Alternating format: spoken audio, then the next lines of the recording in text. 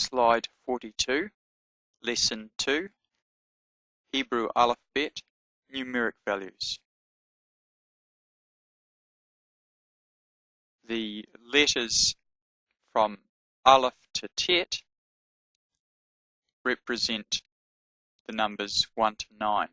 Aleph equals 1, Bet or Bet equals 2, Gimel equals 3, Dalet equals 4, Hey equals 5, Vav equals 6, Zayin equals 7, Chet equals 8, Tet equals 9. Now the letters Yod to Tzadi represent the numbers 10 to 90. Yod equals 10, Kaf equals 20, Lamed equals 30, Mem equals 40, Nun equals 50, Samak equals 60, Ayin equals 70, Pei or Fei equals 80, Tzadi equals 90. The letters Kuf to Tav equal 100 to 400. Kuf equals 100, Resh equals 200, Shin equals 300, Tav equals 400. And then the 5 final forms. Kaf, final Kaf or Kaf Sofit. Here's the Kaf here, here's the final form. Kaf Sofit equals 500. Final Mem equals 600. Final Nun equals 700. There's a Nun here, there's a Mem here. Final Nun equals 700. Pei or Fei, final Pei, Pei Sofit, equals 800. And final Tzadi, Tzadi Sofit, is Tzadi here, equals 900. So letters are used for chapter and verse numbers, much like Roman numerals are in older English Bibles. For example, in Hebrew, if I want to say Genesis 1:5, I can write Bereshit, Aleph, Hey. Aleph equals 1, and the Hey equals 5. So I can say Genesis 1:5, Bereshit, Aleph, Hey. If I want to say Psalm 35:27, the word for Psalm is Tehillim, Psalms, Psalm, Tehillah, Tehillim. Psalm 35 is Lamed Hey. Lamed is 30 and Hey is 5. So we have 30 and 5. Lamed and Hey. Lamed Hey. And so it's chapter 35 and it's verse 27 or Kaf Zayin. Is Kaf 20 and Zayin 7. So we have 20 and 7. 27. 27. Tehillim Lamed Hey Kaf Zayin. Psalm 35:27. Numeric values of words can be calculated also. And in the New Testament, we're told in Revelation, here is wisdom. Let him that hath understanding count the number of the beast, for it is the number of a man, and his number is 666. So why is it called the number of a man, and it's the number of the beast also? Because both the man and the beast were created on the 6th day.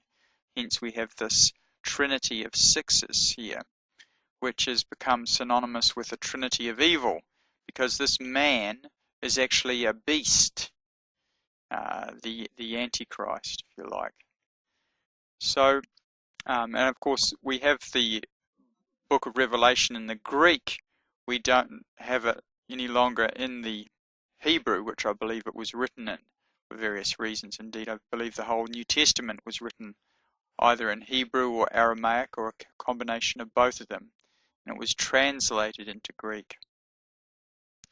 The church has been faithful to the name of Yeshua, and you could say that the leaders or the priests, if you want to call it that, have pointed the believers to Yeshua, just as Aaron pointed all the other candles towards the central candlestick, which is the Mashiach, and we read about that in Revelation also.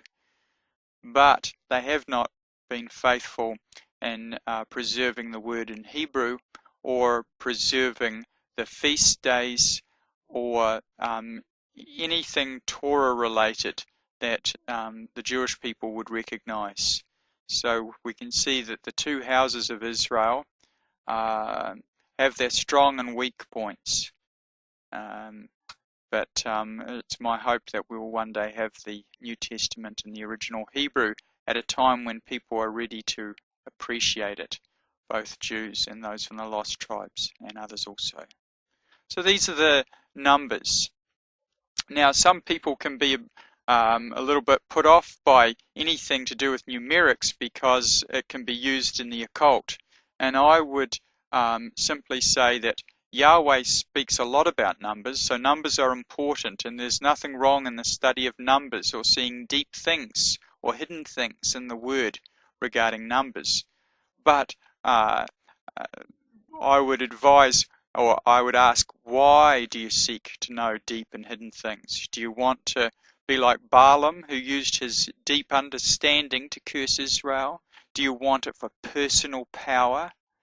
These are devilish and occultic reasons to know the deep and hidden things. The reason I want to know deep and hidden things is because I want to know the Word of God. I want to know Yeshua. I want to know the Messiah. And I want to please Yahweh. So I want to study His words. And numeric values of things can be helpful sometimes in understanding what Yahweh is talking about. And as I've described before, we often have things to do with numbers that describe similar or related things. For example, anything with 7, there's often a pattern in sevens.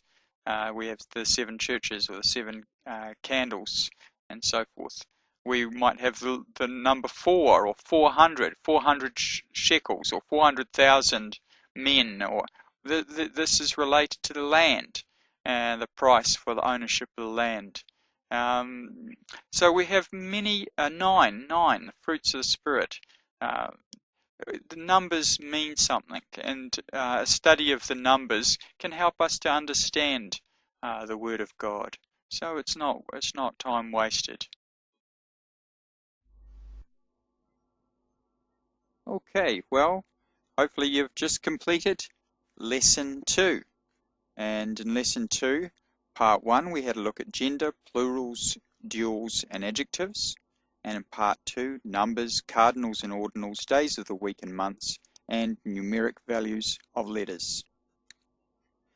Now, if you haven't done them already, then please have a look at the suggested exercises if you've got the following books: Biblical Hebrew and Introductory Grammar by Paige H. Kelly, Lessons 7, 8, and 13, and in Basics of Biblical Hebrew Grammar by Gary D. Practico and Miles V. Van Pelt, Section 2, the Basics of Hebrew Nouns and Nominals, Part 4, Hebrew Nouns, Part 7, Hebrew Adjectives, Part 11, Hebrew Numbers, and the exercises therein. So, well done.